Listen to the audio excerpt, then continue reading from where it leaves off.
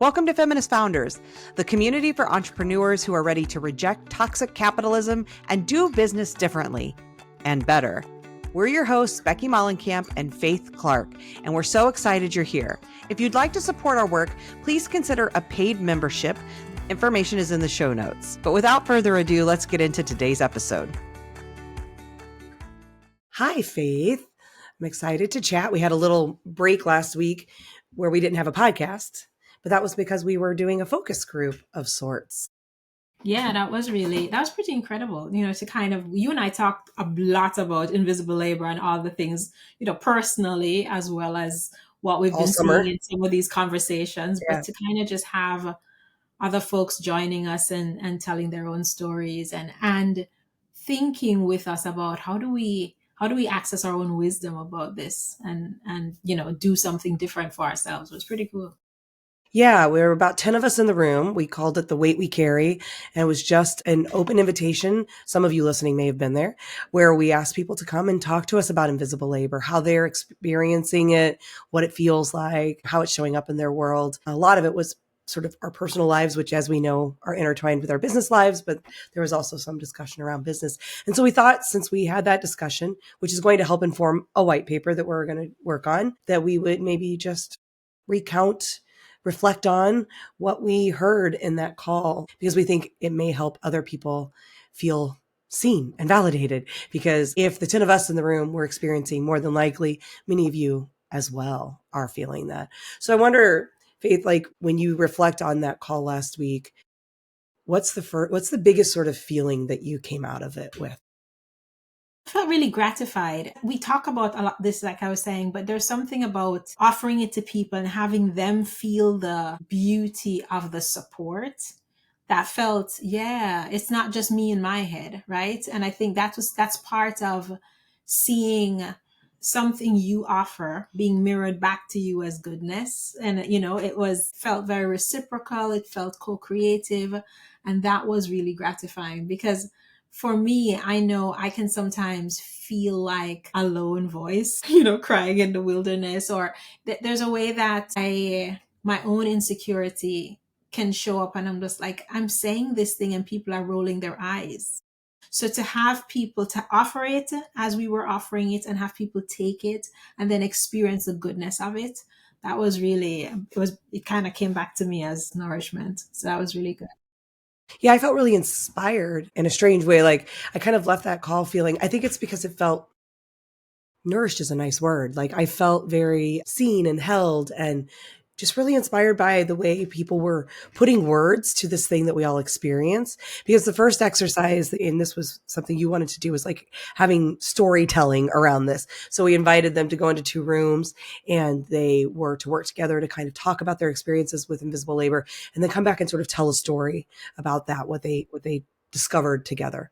And the first group really took it literally and did a bang up job of like coming back and talking about this woman, fake yet very relatable woman who's like the superhero doing it all. And this feeling of her being able to finally acknowledge that and release some of that and realize the world wasn't going to fall apart if she did. And if it did, it's not hers to hold anyway. And just the way they told that story was like, my jaw was almost on the floor. I was like, wow, what amazing folks to come up with that kind of beautiful story. And I just felt so inspired by their creativity and just the way they put words to this experience that so many of us feel. Yeah. I felt that when they did that storytelling, but maybe even going into it, part of what I really wanted was them to experience the power of the co-creation, and I think because I've offered this in different group settings that I've offered, whether it was you help me with better ways to learn together and stuff. And part of what I've discovered in group transformation is that the transformation almost has a life of its own when it is created by the people who want the transformation. And so part of what felt really good was it almost like they just trusted us and took the instruction, even though it might have felt different from what they've experienced in other similar settings. And they leaned into the instruction to kind of make up this story based on their own experiences of their own wisdom. So it was a story that reflected the collective wisdom. And I think that there's something really powerful when we think all the way back that so many of us historically are from oral traditions where that's what happened. The stories that show up that were passed on from generation to generation are stories that reflect collective wisdom. And so it just felt powerful for a group of women to be harnessing our own collective wisdom in this way. Yeah.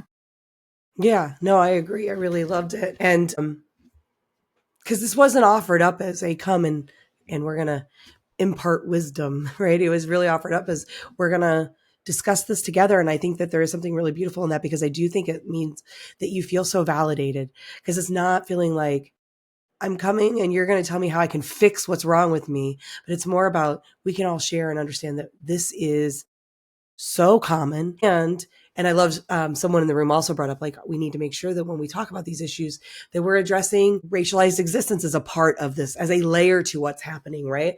Because it's also, I think, helping for people to feel and see and release guilt of understanding, because these are systemic issues. It's not an individual issue. And if every one of us in the room is feeling this, it can't be because I'm personally failing, right? There's something bigger happening here. So I thought that was really lovely as well.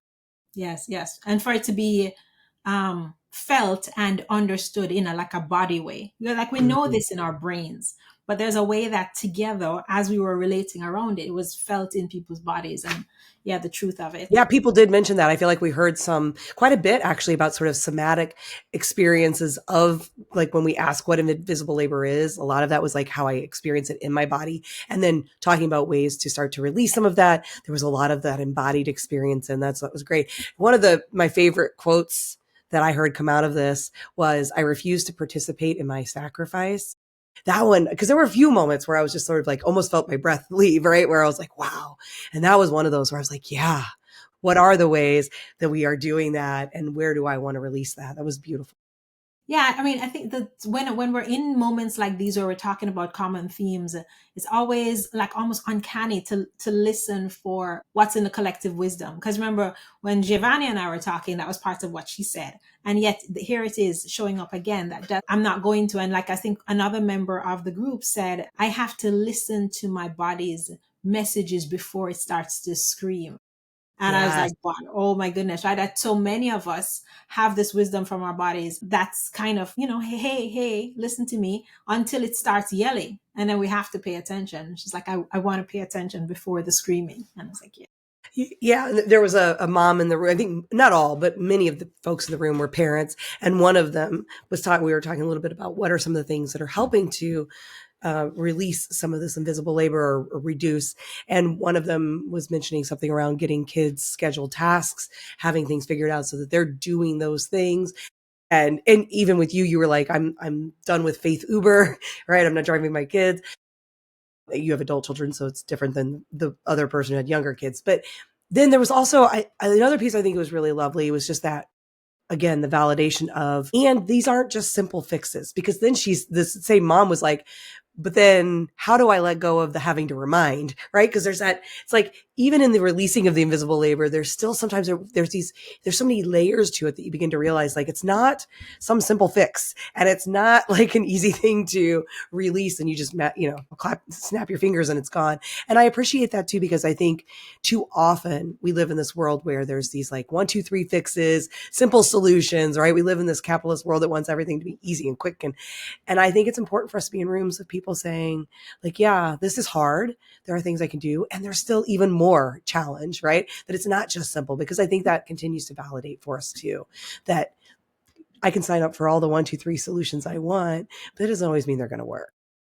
In fact, they rarely do work, right? Right. Because it's just, but there's something there about how do I get rid of the reminding? And also, how do I invite not just the kids into this? And also, there's a way that as we went into some of the solutions, we recognize, oh, releasing invisible labor is its own work. And it's often after we work on our awareness, and after we kind of figure out, this is a piece and that's a piece that others can take, and I won't be kind of taken for granted in this way.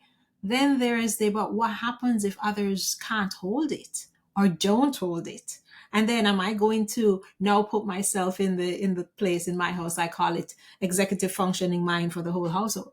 Am I going to now be the I'm going to hold the labor now of the whole structure while I'm saying, you do this, you do that, right?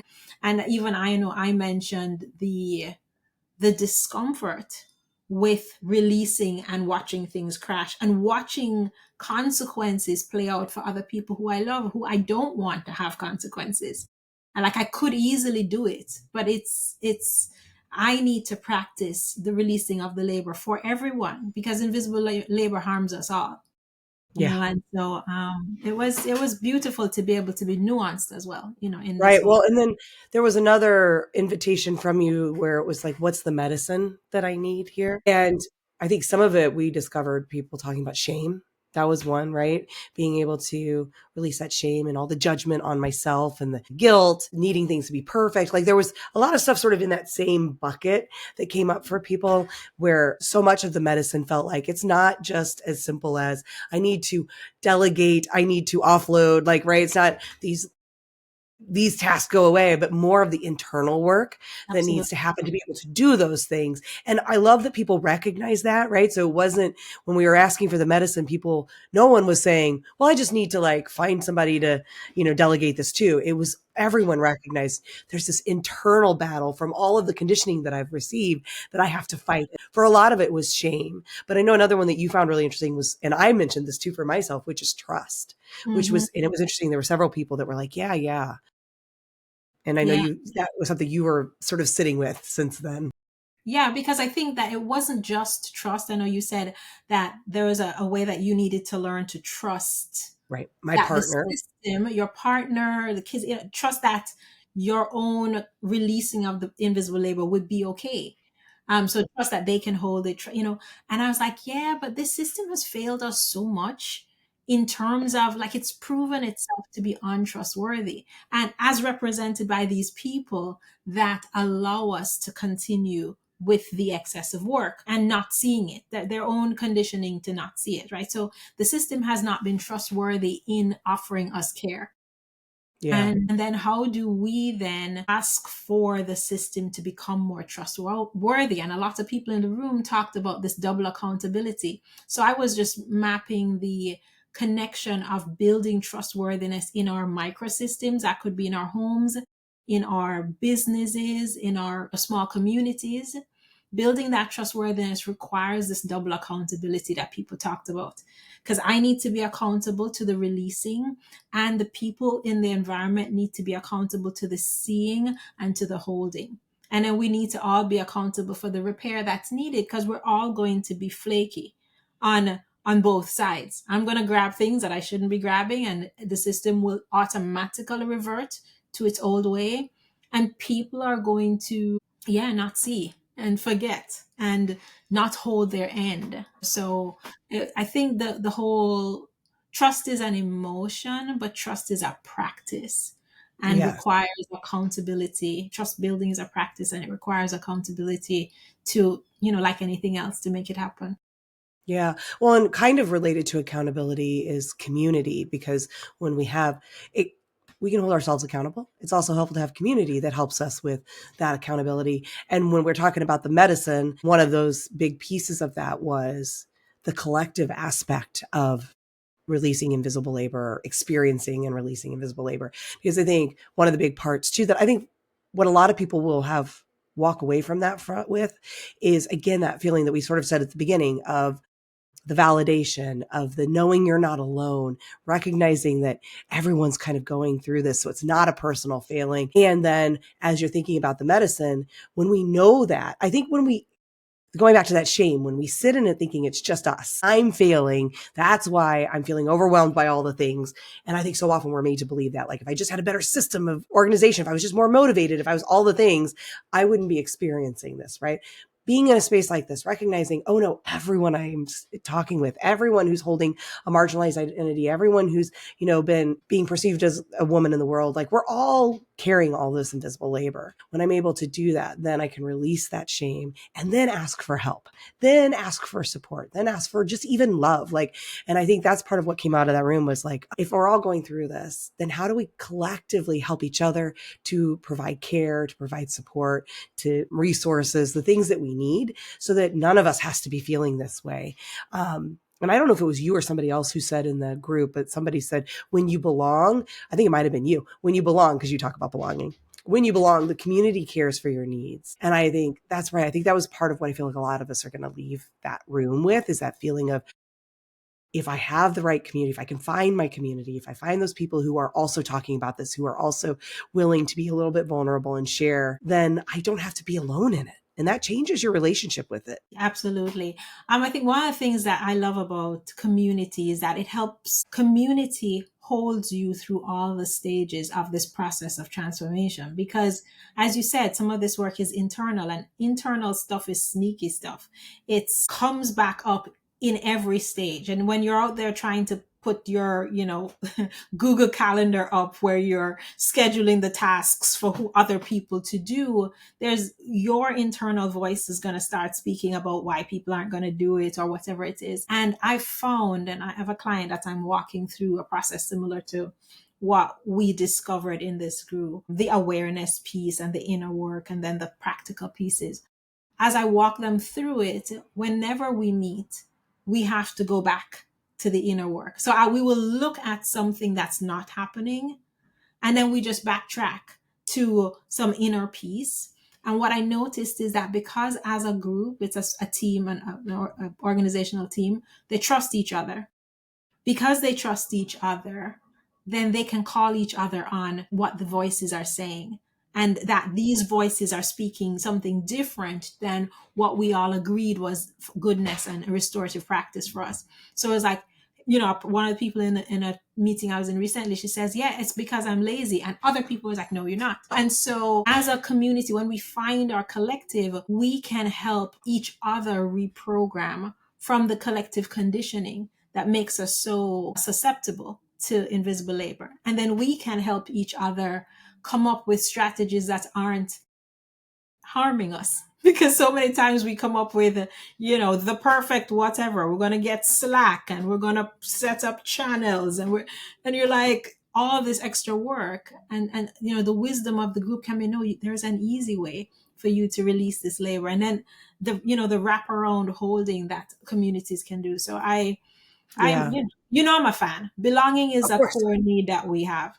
And I think that we can only belong in community. Yes, there is self-belonging, but just when a community holds you as you are, there's something radically healing and transformational about that.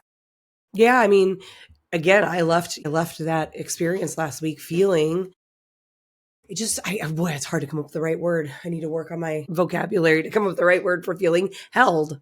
I don't know. What's the emotion that comes with that, with peaceful, with calm, but feeling really held.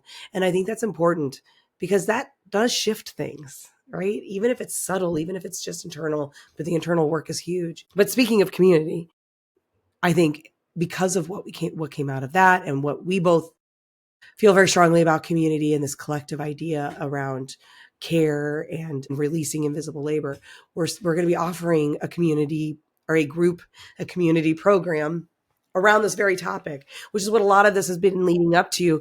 And all these conversations that we've shared on the podcast, that we've been having, that we just had within this, small focus group, all of that was helping us get to a place of best understanding what people really need around this issue in a way that we can show up to help with that. Right.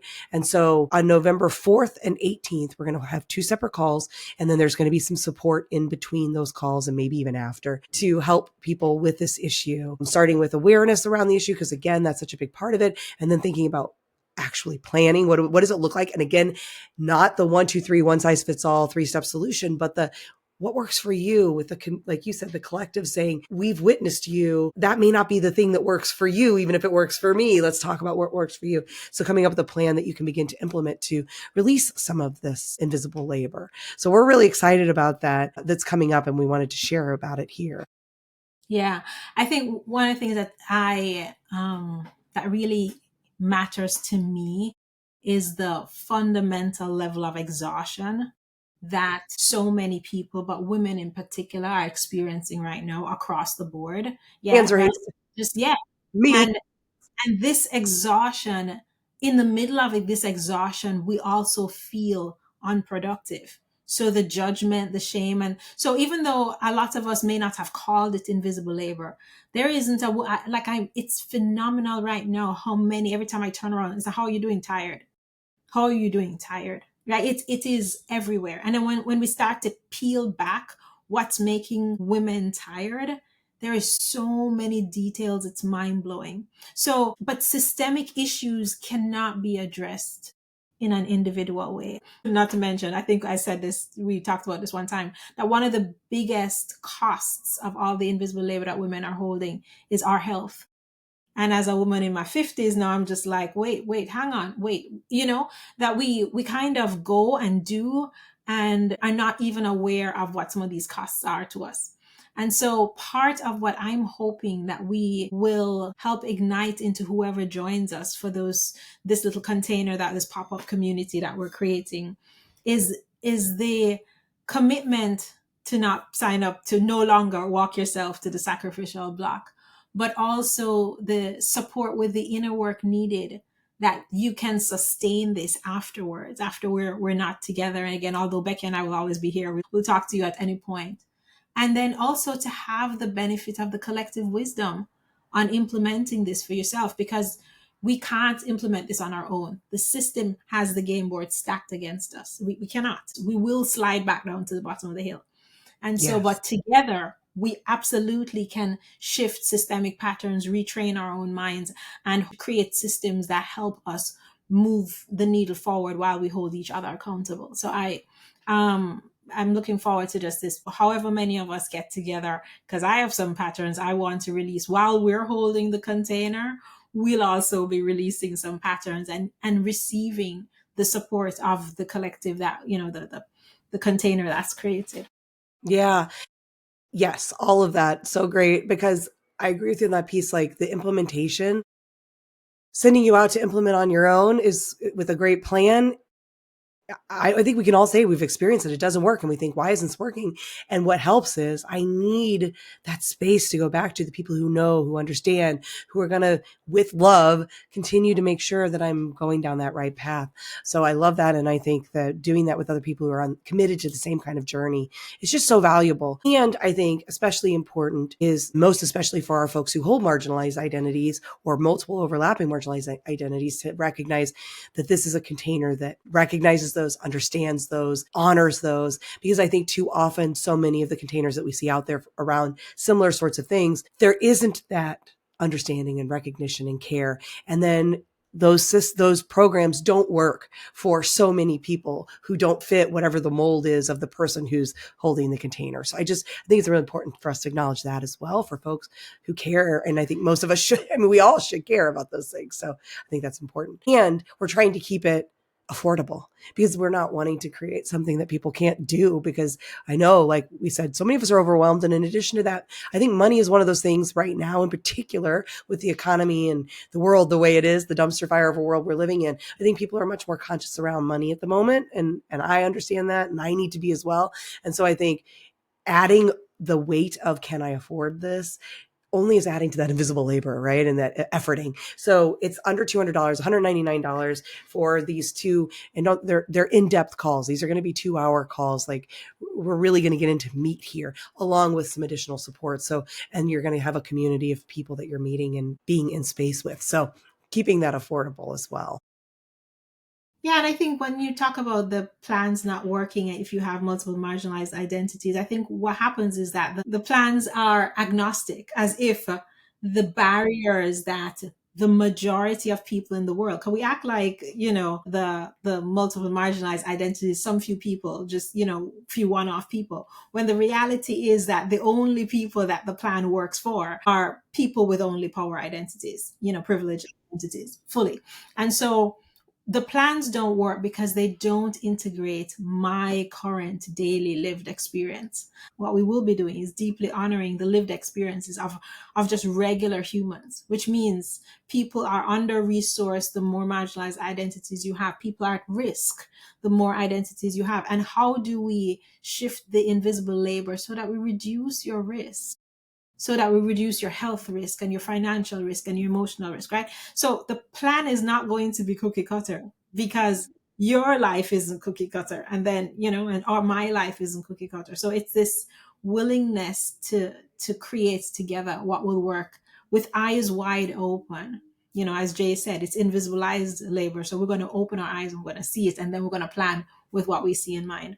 And and I think the container, as much as we know we're going to do stuff on calls, I know that the magic does happen on calls, but also happens in what we create in between. And so for the month that we're holding this container, or this 3.5 weeks, whatever the length is, it's going to be time where together as a pop-up community, we're moving the needle on this. So whatever it is that people need in between, whether that's a Voxer, swapping some voice notes with us, or hopping on a Zoom call with us, or texting, or whatever. Sending an email, exactly. Yeah, it's just going to be, we're meeting and we're doing this thing, and then whatever we need as community, we're going to offer it to each other. And and we're saying at the end of this time, especially going into the holiday season, it's a grand time for labor, Isn't and that right?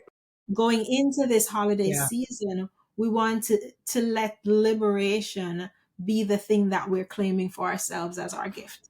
So. I love that. And yes, thanks for bringing up the holiday piece, because that's so important, because we mentioned this together, but we haven't talked about it here, which is like, I know that I, and probably you and most of us, see our labor demands skyrocket between sort of, Halloween and the end of the year, through holidays with family, gift buying, food planning, schools being out and kids being home. Like, there's just all of these things that seem to stack up on ourselves, especially those of us who are maybe parents or whatever. But I mean, for all of us, I think work, often there's a lot more work breaks. And so suddenly you're having to cover stuff for someone else, or, you can't get a hold of people you need.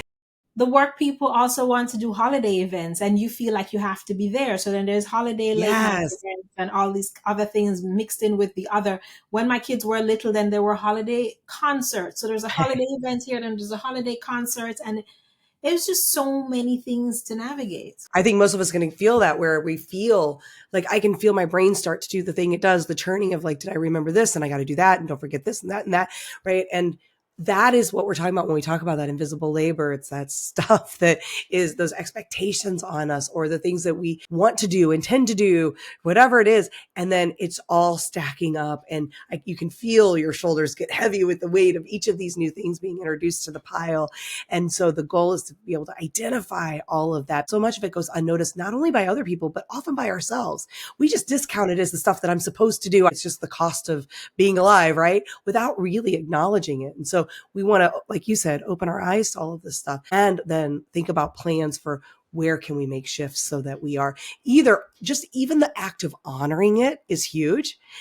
So maybe there are things we can't take off the plate, but it's that recognizing it, honoring it, seeing it for what it is, which is that it is that labor. And then where we can, making changes to how do we reduce that load and make things feel better for ourselves. So that's what all of this program is about. And I think you're right. The timing couldn't be better, because the hope is that before Thanksgiving, American Thanksgiving, before these set of typical American holidays come in, people have that plan. They are feeling a lightening of that load. They're going into it feeling more empowered to set boundaries, to say no, to, come up with a way to manage all of these things. So I think it's great timing.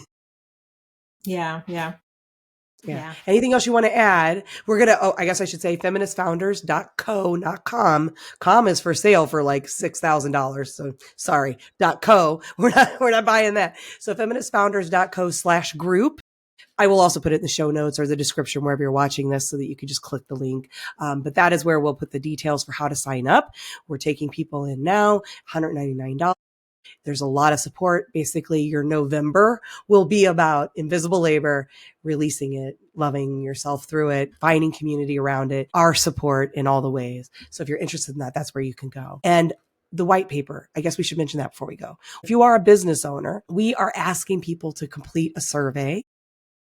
It's not super long, but there's some depth in it because it's not just about demographic stuff. This is about your experience. We want to hear about your lived experience of invisible labor. We want to be able to include you in the white paper. It's going to be anonymized, so you don't have to worry about us using your name, but we want to create these little vignettes of people's experiences. We want to understand what are some of the through lines of what people are experiencing, because we are wanting to put together this white paper, a first for us, but it's something we're both, I think, really excited about. So I will drop the link for that also into the show notes. If you're interested in taking a few minutes to do that for us, it would we don't need a huge sample, but we would like a decent sample of people to pull from. So anything about the white paper or anything else that you want to mention?